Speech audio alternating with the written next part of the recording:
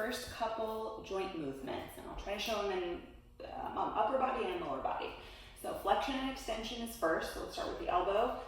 We are decreasing the angle between two bones, so flexion, extension, flexion, extension.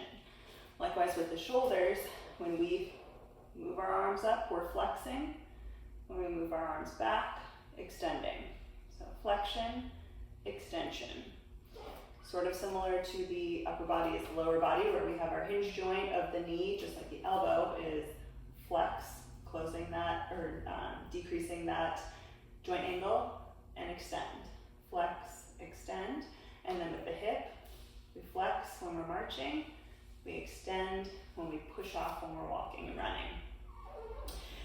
Sort of similar is the dorsiflexion, plantarflexion of the ankle. So dorsiflexion is going to be when we pull our toes to our shins.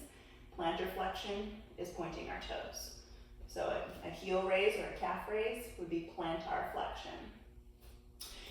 Next, let's do ABduction and ADDuction, which is sometimes called ABduction and ADDuction. Let's use the shoulders. The hinge joints are easiest to learn this with. So ABduction or abduction, moving away from the body, would be sweeping up, and ADDuction or adduction would be coming back to our anatomical position or closer to the body's midline. So with the hip, ABduction, away from the body's midline.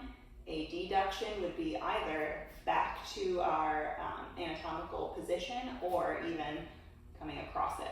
Would be ADDuction, ABduction. Then we have horizontal abduction and adduction. So in the horizontal plane, horizontal ABduction would be like a chest opener, pulling our arms apart. Horizontal ADDuction would be bringing them together like a hug. With the hips, it would be horizontal ABduction, ADDuction, which is either back to the original position or across. So ABduction horizontally, ADDuction. And lastly, internal and external rotation. With the shoulders, I find it easiest to view it when we're in this goalpost position. So rotating back or into a goalpost position would be shoulder external rotation.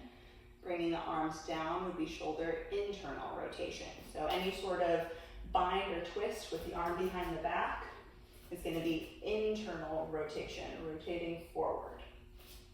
With the hip, I feel like it is slightly more complicated for people because when the leg is straight, it seems to make more sense that we're rotating inward for internal rotation, outward for external rotation.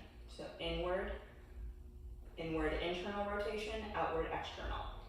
But when the knee is bent, sometimes it gets confusing.